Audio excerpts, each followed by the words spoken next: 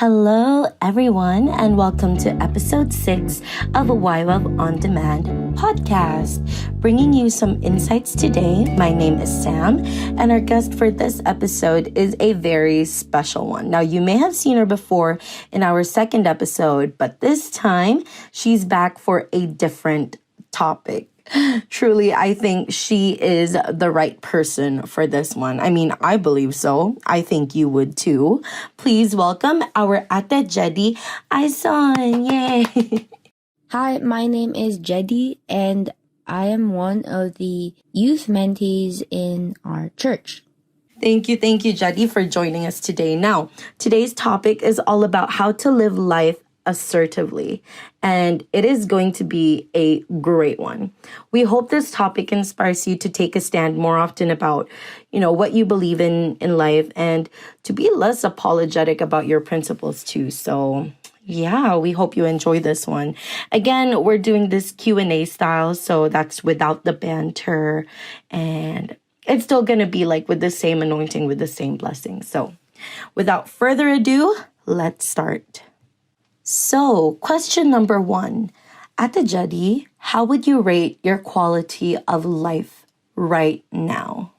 I would say for this question, if it was a scale, I would say pretty high, but not perfect, because I have all my basic needs. I've got food, shelter, clothes, and enough money to get me things that I like and want. And I also say it's pretty high because I feel like I have a purpose in life, a goal I have to reach, and someone I can always rely on through Christianity, my religion. And I say it's not perfect because I hate to sound cliche, but nothing is ever perfect. There's always these little things that bother me, even though I don't want it to. There are people who bother me. There are situations that bother me. So I'm trying to improve on those things, but there's always going to be negativity in life, and what matters the most is how you deal with it. So yeah, my answer for the quality of my life right now is pretty high. I can't give numbers because it's up and down. It changes. But I think the base of my quality of life right now is pretty high since I at least have my basic needs. And things I worry about the most is like money and social problems. So I feel like when you worry about those things, you're pretty high of quality of life. I've talked about this to my friends and my family about if you think more about social problems and problems with your relationships with people, I feel like that's a privilege because instead of worrying about how do I get my next meal, you can worry about like relationships and things of the mind kind of thing. So if you have problems like that, I think you have a pretty high quality of life, in my opinion. Might be different for somebody else. Question number 2. Did life-changing decisions come into play with how you choose to live your life at the moment? Or was it always how you imagined? As in, is your life now what you always imagined when you were younger?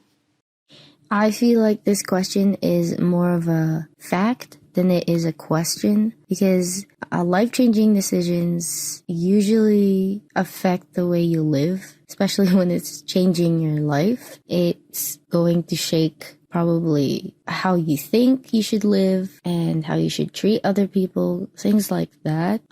Before I really put my trust in God, I carried all my worries myself. I felt like I was always alone and I had to carry all this responsibility, which I still have to, but it always weighed on my mind. I felt like I was always carrying something and it felt heavy, and it affected my daily life, my decisions, and how I treated people. I was a lot angrier, I was impatient, and just basically every time I went to bed, I wouldn't because I couldn't sleep, and I would always think about that burden that I have on my shoulders. So once I came to know Jesus and God and then grew my relationship with him. I treat him like a friend dad thing relationship. If I don't know if that's weird, but that's how he's like my best friend and someone I really respect and someone I can tell anything to. And I know sometimes someone or me I might feel a little crazy talking to myself, but I mean, you get used to it. No, but once I grew my relationship with him through like the word and spending time with him, just, praying and talking about him with other people who believe in him or don't believe in him, and just meditating on the words in the Bible and verses. That's how I usually grow them. And I always feel like he's listening. He's like the best friend that never changes. So I like that. I love that.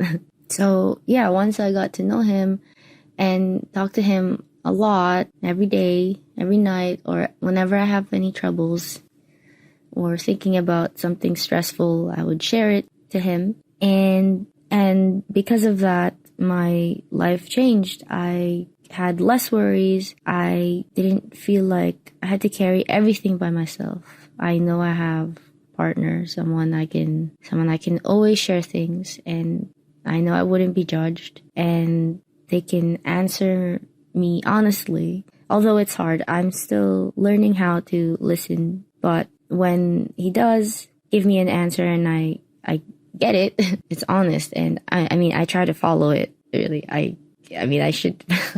I do follow it. I do follow it as best as I can. Sometimes, we're human. We make mistakes or we become rebellious. So all we could do is just try our best and live a good life, enjoy it, and be nice to people. Those are basically the things that changed after I believed and grew closer. I tend to be more, I don't know if that sounds bad, but I tend to be more easygoing. Like if someone made a really bad mistake, of course I'll get angry, but I won't get angry that I start, but I can calm myself faster kind of thing if I do get angry. And when I make life-changing decisions, I tend to ask for advice with a lot of people and God. And I usually take risks more. I challenge myself a lot more. Well, not with like stupid risks. Sometimes I can't tell, but hey, you fail and you learn. And so, yeah, that's how I choose to live. I choose to live in the moment. I don't like living in the past. Of course, it's a good conversation starter to talk about the past. And when I do talk about it, sometimes I get riled up, but it's good for reflection. I don't really actually, feel bad when I talk about it. I'm just overly dramatic about it. But it's good to come back to your past, but it's not good to stay in it. It's nice to have that as reference on what you're gonna do in the present and the future. And yeah, I feel like you shouldn't completely leave your past just because like I said, it's good reference to what you should do in the present and the future. And yeah. And then the sub question is, was it always how you imagined, like the life I've been living? Is that how I imagined it? Well, I've never imagined my life or how I live it. I've never imagined how I live my life. I just imagine like situations I'm in. Like, oh, I have this job, or like, it's very general. I have a job that I like. I don't want to work in a cubicle office kind of thing.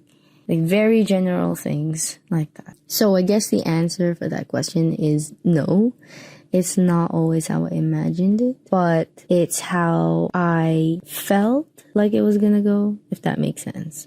Actually, that's another thing. I don't tend to overthink, especially when it comes to like the future, because it's so unpredictable. There's so many variables in life that if you just think about it, well, the possibilities are basically endless. And if you keep thinking what it's going to be like, what's going to happen if I make this decision, blah, blah, blah. Like, what's that going to look like in long term? Of course, it's good to think of things like that, but if you overthink it, then you end up not doing it and instead thinking about it. So for me, that's what I'm saying. I like to take challenges more and kind of just put my feet in the water and, well, I don't want to get it dirty, but put my feet in the water and test it out. Third question is, how does God affect the way you live your life at the moment? I kind of answered this question in the last one. And honestly, God affects my life so much that it's interconnected with my decisions. It affects how I treat people. It affects how I look at situations, life. And I guess it's humbled me a lot. That's how it affected me. Yeah, the most. So God's affected me by humbling me and kind of putting others a little bit, just a little bit, before myself. Well, obviously, I love self-care. And some people might call me selfish because of that. But I think it's important to know yourself, to love yourself, and to take care of yourself, because you're not going to be able to care about other people without caring about yourself first. Of course, there's overconfidence. Confidence is good, but if you are full of yourself, then, well, that's overconfidence. And things like that could be dialed down with the right people in your life or the right influence. You could change to be a better person. So God affects my life by giving me wisdom. And like I've said before, I think He's helped me live my life fuller and to take more risks and to enjoy life more, because it's short and you're not getting any younger. You're just getting older. And I hate to sound depressing, but like, we're all gonna die, and it's up to you how you want to live the rest of your life, because I mean, you got decisions to make. And you can choose who to ride the ship with. And I think for me, at least, it's going to be a great ride with God in it. And with the right people, you'll enjoy your trip and you'll all ride to the sunset. Also, I've been a lot more thankful since I've grown closer to God. Just because when you meditate in general, you think of things you have. And so you naturally just become thankful for those things. And I think I've become more wiser. I mean, I hope so. Man. I hope I've become wiser, because if I haven't, yikes. But to wrap this question up, overall, God has affected me by making me humble in how I live in the moment. It's made me thankful for the things I have, and it's been challenging me, or God's been challenging me to do things, to just live in the moment instead of your past holding you back, and just enjoy it. But to enjoy it while being wise, or thinking about, just don't do anything stupid while you're trying to live your life, or really stupid. So there you go. All right. And our final question is, how would you be able to encourage others to truly live life assertively in a way that you'll be able to look back with no regrets? Oh, this is such a big question. Oh, man. For me, at least, I think I do truly live assertively by having a goal. And I find that goal through a life verse. My life verse is Matthew 6:34. And it basically says, "Don't worry about tomorrow, for tomorrow will bring its own worries. Today has enough trouble of its own." So yeah, it does. So why bother worrying about what's gonna come when, like, today is already enough problem, right? For me, at least. Or for everyone, in that fact. Today does bring a lot of trouble. So that's for tomorrow's problem. But I have that life verse, and it allows me to have space to worry or try new things, like something else to fill that space instead of worry. And because I have a goal, like a way bigger goal, like that's a huge goal. That's like a dream, basically, to not have to worry about tomorrow's problems. That's a dream and that's a goal. So that's one way I truly live assertively. The second is, say you want to try something new. And whenever I want to do that, I think of a couple of things. I first think, is this something I want? And then the second, is this something that would benefit me, and how? And then the third, how do I do this? So I think of these positive things first and think, okay, if I do this, will this happen, kind of thing, like positively, what things can happen, what can come out of this, basically. And I kind of put my head where I'm about to do this thing or this decision I'm gonna make. Like, okay, for example, going to Japan, okay? Everybody knows it. I've been sharing it with my friends. And I've been wanting to go to Japan since I was young. So this is a decision, life-changing decision, or a big decision.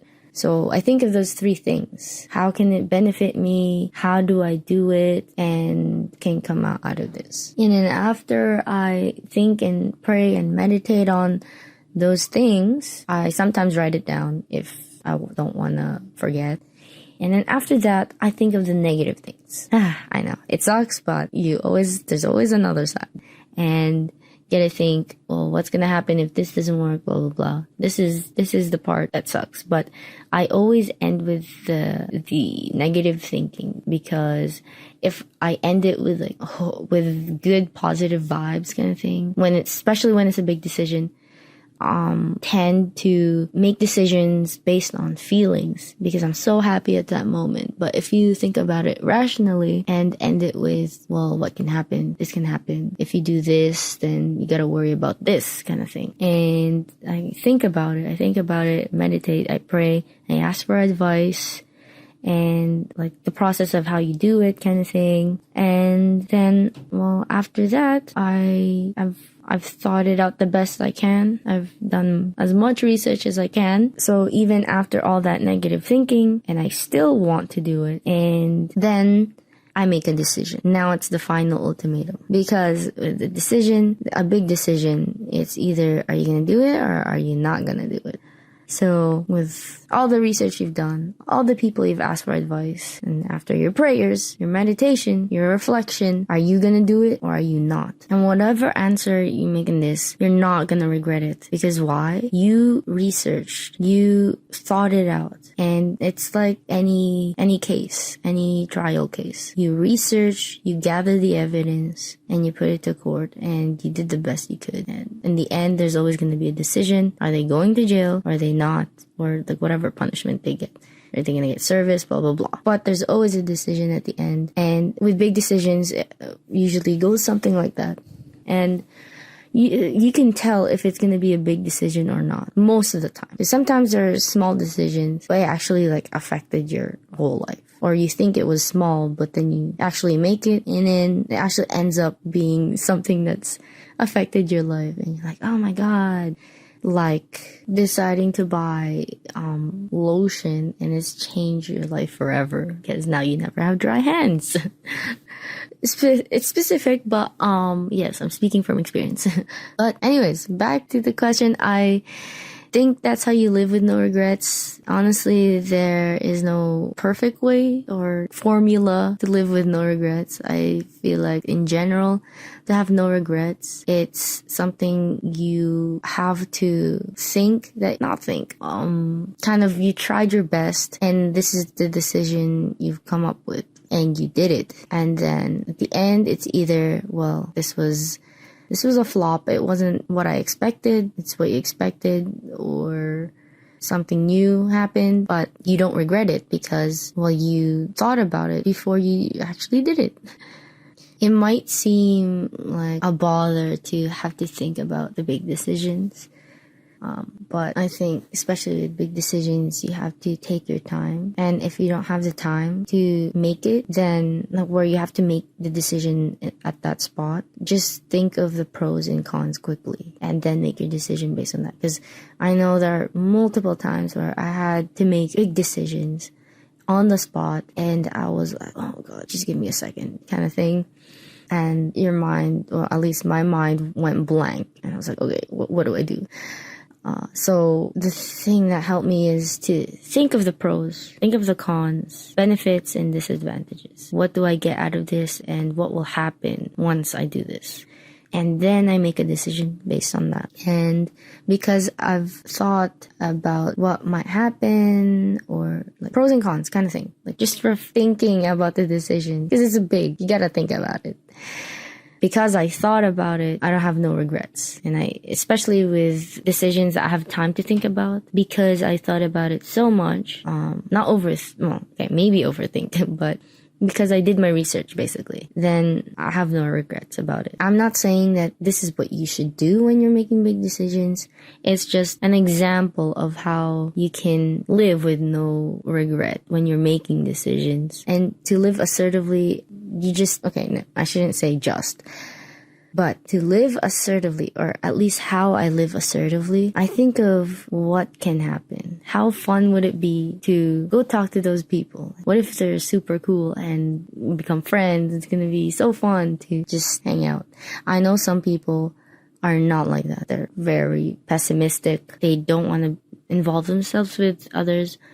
But I feel that if you live like that, just sucks because you're always thinking about the negative things in life. And I know some people, they can't help it. It's their personality. But having the right people with you can make their day a little bit better. So that's what I try to do. If I see someone like that, I try to go up to them not like a stranger. Okay. Okay.